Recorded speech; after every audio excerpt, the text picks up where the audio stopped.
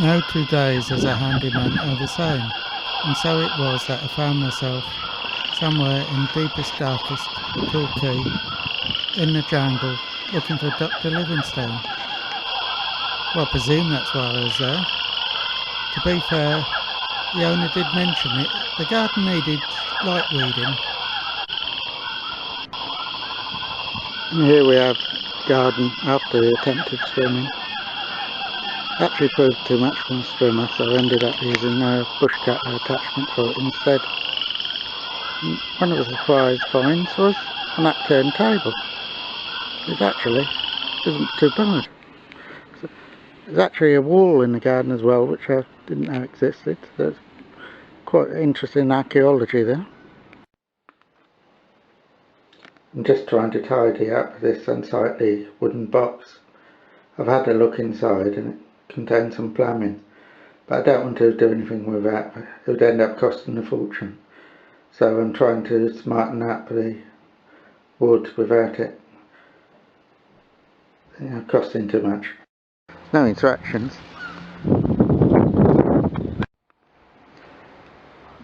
I've just been asked to assemble this. Goodness knows what it is.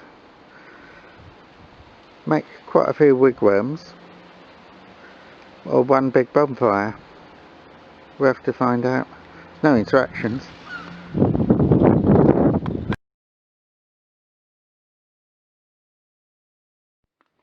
So there's the old light fitting, which has been replaced. And here is a brand spanking new light fitting. So unfortunately there's some wiring issues, and also it emits a loud buzzing noise. So I'm just going to have a look inside and see what I can do. Well, just one or two issues to make it 18th edition regs compliant. Namely, the earth sleeving should be placed along the earth conductor, and also the buzzing sound, well, it was easy fix. We'll have a look up close and you could actually see a matchstick that was pushed under the LED strip.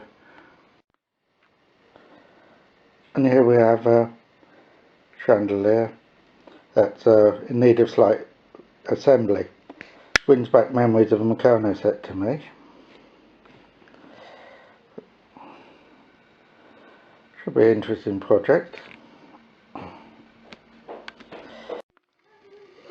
So here we have the old-fashioned 1960 style fitting with two broken lampshades, which I've just replaced with something that looks a lot older.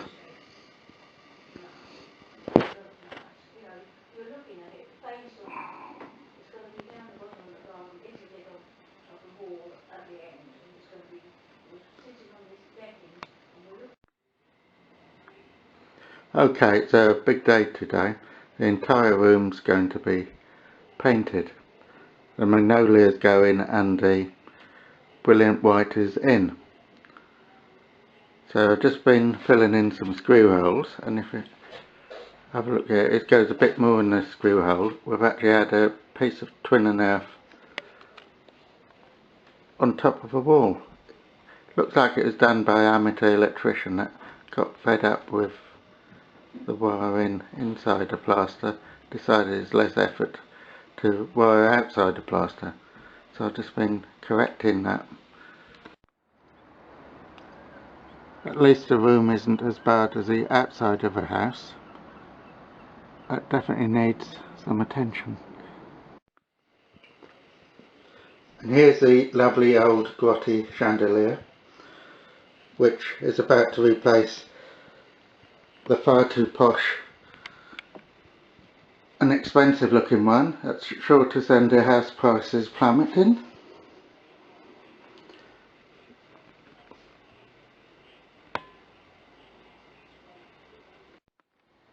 Just moving down from the candelabra and along about 3 feet. You can see my next job.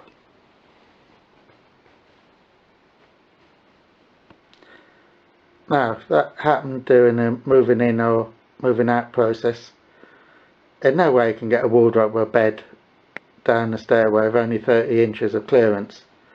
It should have been obvious to a designer. So the object now is to take that shelf out and replace it with something a bit more cosmetically correct and functional. It hopefully doesn't stick out so much.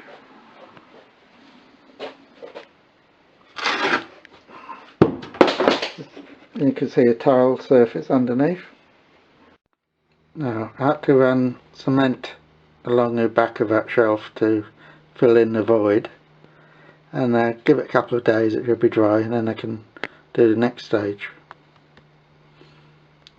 which is a bit unconventional.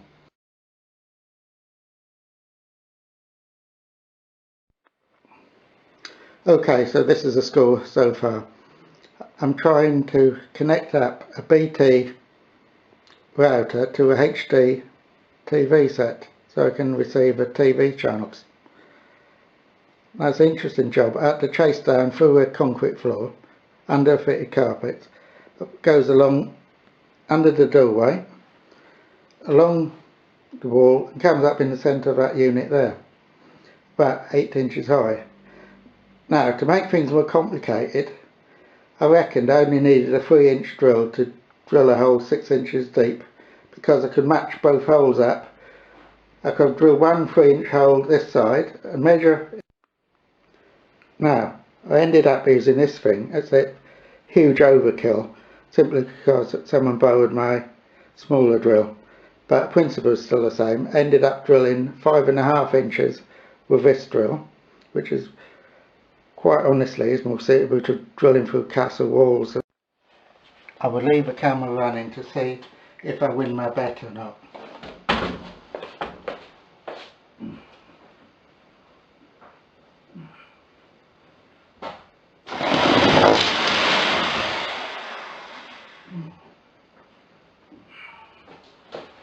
And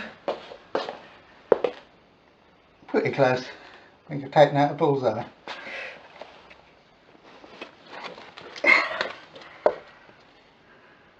Didn't believe I could do it. So here we've got a rather large light fitting that only half works. It's about twice the size it needs to be for the room, and it looks overpowering as you come in, like it's hovering like a giant spider above your head, someone said. So we're trying to find something a bit more suitable for a domestic premises. This will be alright in a hotel lobby, but it's just too big. It's about a third of the size of a ceiling. We should really have something around a 1/6 of a diameter of a ceiling, you know, to fit in far better. I'm so excited. My industrial power washer has just arrived, and apart from us being colour coordinated, it's a real game changer.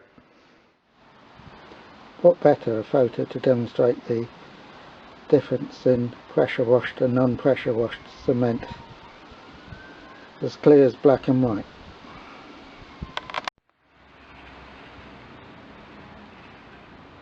This is a path that I'm going to clean today.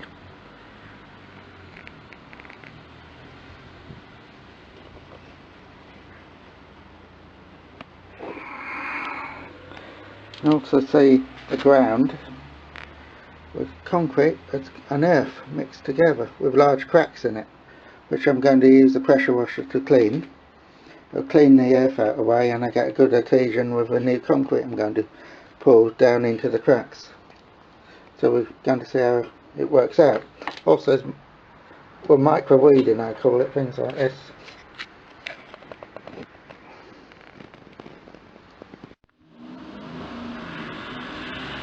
It's starting to dry out quite nicely now. You can see how much lighter the path is.